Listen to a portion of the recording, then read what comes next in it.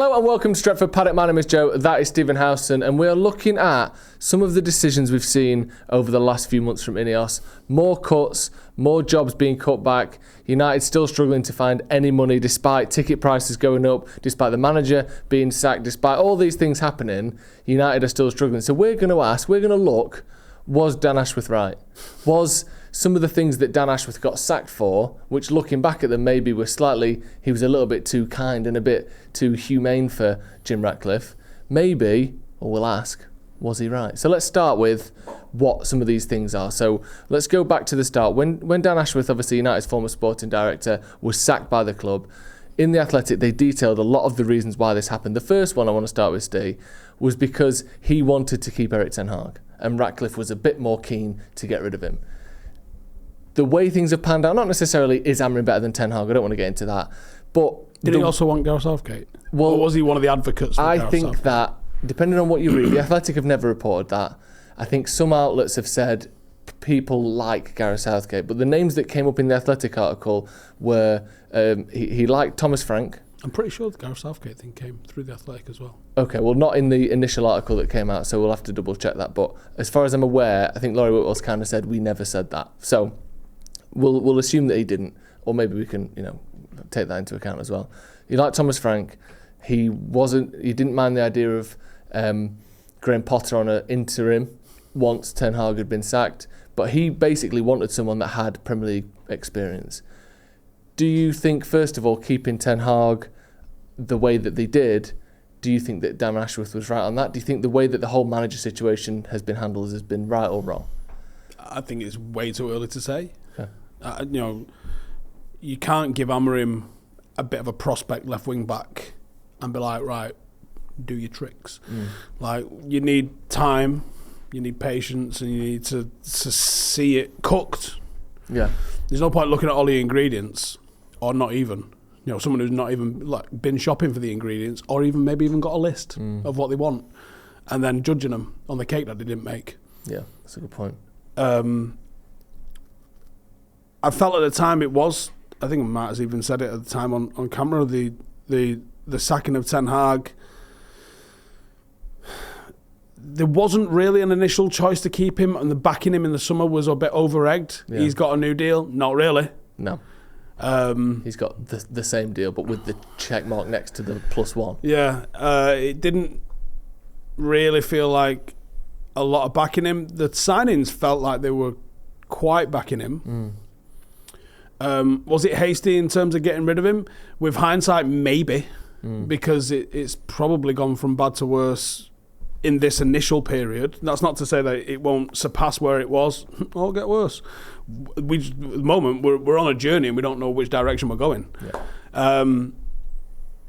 I think saying was he right, way too early to say. Okay. And you can be right, but still wrong in how you went about it. Yeah.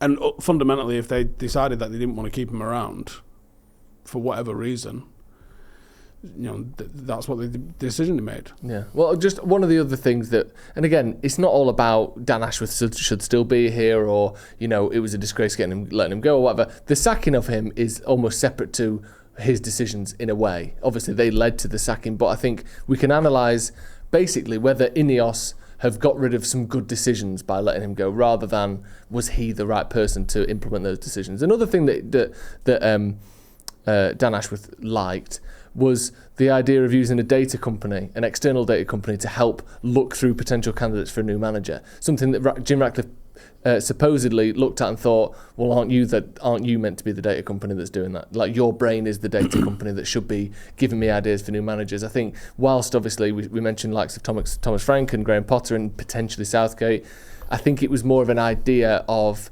Premier League proven, someone that's made teams, taken them from here to here, has got a bit of an experience of taking a team with a lot of pressure and kind of changing the way that the team is looked at. I think Brentford, no one looks at Brentford now the way they did 7 or 8 years ago. They're a completely different entity. I think he was more of these bullet points, and Ratcliffe wanted, where's my name? Where's the guy? Do you think that is a problem? And when you pair that as well with this external data company. I think Jim Ratcliffe had said a couple of months before that United's data was basically last century. So on the one hand, he wants him to use this data that he deems not to be good enough, but at the same time, if you want to externalise that because this isn't good enough, well, that's not right either. Is that a concern for you? This, like, you have to do it, think of it now, come up with an idea? Sort of, especially when you hear that in the recent sort of round of redundancies, the analysis and recruitment department has been slashed. Yeah. That doesn't lend towards you can't use this external company to cheat. You got to build your own department, but you're not allowed to build a department. Yeah. That's mixed messaging. That doesn't suggest everything's got all the ducks aligned in a row. And are we attributing some of this to Jim Ratcliffe, or are we attributing this to the senior sort of thought of the board, which might be one voice? Is this Barada? Is this Wilcox? Is this Brailsford? Is this Jim Ratcliffe? Is it a combination of? Is it it's hard to attribute who said what to who. Yeah. Except maybe the people that have been binned off because of what they said. Yeah. I don't know if did it ever come out which company it was? Was it 21st Club? The data company wanted to use. I don't think so. Not that I'm aware of. Maybe it did separately. It wasn't in this article. Okay. Who are they? 21st Club have wrote a handful of books, and they are one of the places that you can go at a significant cost, by the way, and look into all sorts of stuff. I would tell anyone to go follow their writings, because they put out blog posts and news articles which explains how certain people come to the decisions that they arrived at, and also they will do some just independent stuff on maybe especially when international tournaments around England and where the England teams and players within that are ranked, right, and things like that. It's very interesting. I believe, I don't know, but I would assume it was probably them that they were looking at for the managers, because I do know, I want to say Newcastle used it, which would make a lot of sense in terms of, I feel like they used it. I do know of some other clubs that at the top end that used it. I'm trying to think of a club that I can't remember who it was. Top 10 Premier League clubs or clubs. I can't remember. Yeah, I know someone that was working at a club that used them. Okay. And was blown away. So what do they do then? Because when I think about data for managers, they're not on the pitch. There's not the tackles, the interceptions, the throw-ins, goals, shots, volumes of this, blood pressure. It's not the same as a player. So other than how their team used to be and how they are when they managed them and how they were after them, what kind of ideas do they put forward about a manager, for instance? Do you know? Yeah. So I know that they evaluate managers in the same way they evaluate players, and you might think, well, actually, sometimes a manager's not going to be able to look at Ruben Amorim. If you was evaluating Ruben Amorim on how this Manchester United team play, you're going to think he, as a manager, is very different to the he that he was when he was wearing green and white. Does that mean he's any different? No, it just means that the team's maybe not following what he wants correctly. But that's the only data that you can sample, right, is what's out there. You can't be like, there's no context to it. So data always requires context adding to it. Mm-hmm. People who want to just look at goals and assists compared from 30 years ago, realising that there's twice as many goals scored now as there was 30 years ago. It's a different game. It's difficult to analyse that without the context. Yeah. Adding the context to it is where the story gets told. You analyse Ruben Amorim and Manchester United at the moment, you're going to arrive at a very, very different decision and opinion than the one you would have done 6 months ago when he was leaving Sporting. You'd be able to look at the data, look at how many XG they create versus they concede, what style of play there is, what possession they have, how many fast counter-attacks, how many fast pressures, all of those sorts of things. It's broad brush analysis of what his teams do. Yeah. Now, with some managers that have had maybe a handful of jobs and been able to replicate that at every single job, you're going to get some closer to the truth. But again, the context has to be added to that. And I think this is the problem with managers, is because of so much of what a manager does is unknown or guesses or a bit of woo. Yeah.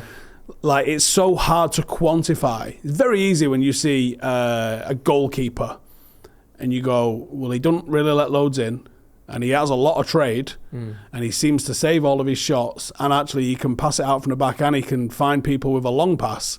But he's a pretty good goalkeeper. Yeah. You know, for a centre-half, there's metrics you can follow and go, he's a good centre-half. The only metrics you've got for managers is how their team performs. What their team do, yeah. So if that team is underperforming, is that because the players are underperforming or the manager's underperforming? There's so many variables in what a manager does. Because it's all kind of indirect data, isn't it? Yeah. You're not analysing the bloke, you're analysing his team. Yeah. So that, I guess, puts up that barrier between, you can't, there's no on-the-pitch stat for what Fergie brought with him and what he did in terms of going to someone's house and knocking on the door when they're 13 years old or 50 saying, you're going to play for Man United. Or the week off he gave you last week because of something that happened in your private life. Yeah. There are massive intangibles and unknowns when it comes to managers. Yeah. It's one of the reasons racism still persists in managerial appointments. It's because people are allowing sort of indoctrined racism to exist because it's not as obvious. You see a striker, you've got a black one and a white one, and you go, the black one's 3 times the player of him, I'm picking him. Yeah. So it eliminates that racism when it comes to team selection. But because you've got owners who still don't know, they go, oh, I'm going with my gut. My gut says not the black one. The gut happens to be a white guy. Yeah. So that's where you still get racism persisting when it comes to managerial appointments, because people can't quantify precisely what it is a manager brings to the table. Yeah. So how they evaluate managers, I don't know. I'd love to know more about what they're doing because it'd help, obviously when we're making content, we'd be able to talk about it on a bit more of an informed level. But yeah, when it comes to players, I think it's phenomenal and it's fantastic. When it comes to managers, there's still a lot of guesswork and context has to be added. Yeah. It's a shame as well that we will never know that sort of thing, really, because obviously things have to remain secret. It's only trickled down information after the fact, when a manager leaves, when a board member leaves, when someone like Dan Ashworth leaves. I know there's an interview with Eric Ten Hag that's sort of due soon, but typically it takes a number of years before they can tell the truth about what actually happened, because Ten Hag might sign Lisandro Martinez at his next club, so he's never going to say, I brought him in and actually behind the scenes he was this, this and this. You'll never hear that. No, and I think when he looks at his severance pay, he might forget to say certain things. Yes, exactly, when there's 10 million quid gone into his bank account. Speaking of severance, another crucial thing with Dan Ashworth that was reported by The Athletic was that he was unwilling to, or less willing to, make cuts to staff members in the footballing department. That was a big thing where him and Ratcliffe, just disagreed. It says, this is an aspect Ashworth allegedly had issues over. He was said to be reluctant to reduce jobs in his areas, a hesitation that Ratcliffe could not countenance. Basically, all of these cuts that we've seen, and not all of them have been in the football department, but I think we're up to about 450 cuts now or so to staff numbers. Like you said, a decent number of them are within the footballing department. That's an area where Ashworth didn't want to trim back. Do you think that that's something that, obviously, it may well have cost him his job in the end, but do you think that that could hurt us? I know, obviously, the word streamlined is being used, but basically that means you're sacked. It doesn't necessarily mean better, it just means less. I think that we've said it so many times, it's almost boring here and I'll say it. I think the financial situation of the club is light years behind what they're saying. And like we sort of mentioned on a video last week, we might be okay in terms of PSR next year or in the summer. That doesn't mean we've actually got the cash to fulfill that. There's being okay in terms of PSR. Like, technically, there's nothing stopping me buying a Ferrari today. Except I haven't got Ferrari buying money. Yeah. So, there could be that situation. And maybe the cost cutting that we're seeing at the moment, especially when it comes to the soup and a sandwich at Carrington, isn't necessarily about getting right with PSR, but getting right with our overdraft. Maybe that we're dealing with that and the realities of that. And again, it feels like the wrong people are paying the price here. The people who work in the canteen, all the little perks for a notoriously pretty measly payer in terms of Manchester United. get to wear the badge. Why would you want paying more than pure minimum wage? I think that they take advantage of that a little bit because of the perks that come with the job and the prestige of being at Manchester United. And I think one of the things that sort of greased the wheels of that a little bit was maybe you did get a free lunch. Maybe you did get a trip to the FA Cup final if we got there. Maybe you did get all of these tiny little things which kind of mount up. You eliminate that, you eliminate all of the goodwill, and that's before you even start, trying to charge your fans 66 quid, I don't think we've even scratched the surface of the stuff that we're going to see coming to fruition with this. And it worries me a little bit as well, because we're clearly not going to see INEOS sponsoring us to the tune of 2 billion across the front of the shirt. That seems to have gone out the window, doesn't it? No mention or hint of that. I know that our current sponsorship is still got a little while left on it, so maybe we wouldn't hear that yet. But yeah, the phrase INEOS Old Trafford has not left anyone's lips, which I think a lot of people will be glad about. But in terms of... Or even just being like, INEOS are going to absolutely plough cash into the club. Yeah. That's not... Was it 250 million that they committed to? I think they have started that or have already done that. I think part of the Carrington rebuild is that. And didn't the Glazers take it straight out of the back of the wheelbarrow? Probably, yeah. But I think they have theoretically done that. So just looking bigger picture then, obviously it's not necessarily a Dan Ashworth versus Ratcliffe thing. It doesn't have to boil down to that. But do you think that some of the things that INEOS didn't like about Dan Ashworth actually might have slightly helped us now? Maybe sticking with the manager a bit longer, maybe going with someone, and again, this isn't an anti-Amorim thing, but that it was either an interim that could have kind of had a bit more Premier League knowledge, or maybe someone that knew the Premier League a bit better, or less cuts, especially in footballing departments. Do you think that those things may have been good ideas looking back? I don't think you're making cuts for the sake of it. Okay. I really don't. I think you're making cuts because you have to. I don't think they're taking people's lunch away from them because they want to. I don't think they're taking Christmas bonuses away because they want to. I think they're making all these cuts because they have to. And they have to because they're trying to... I mean, we're scraping pennies, which is unfathomable to me when you've still got the likes of Casemiro on 350k a week. Like, literally a few weeks of Casemiro just sorts out all of these cuts which have really pissed everybody off. Yeah. How much does 100 of regular people staff cost? Well, let's say an average of... Couple of million probably, right? 30 grand a year. Yeah. Couple of million. Yeah. You're getting through that in a couple of months with Casemiro's wages. Yeah. That's insane. Yeah. Are you telling me that all of those people weren't doing useful jobs? I get that there can be some bloat in a big organisation like United. I get that, right? There might be some departments which was like, what does he do? Not 100% sure. Hundreds and hundreds of people can't have just been tossing it off. I refuse to believe that that's been the case. I think we're looking at somewhere in the region of between a quarter and a third of the workforce. Wasn't it rumoured to be around 1,300? And we've lost... I thought it was 700.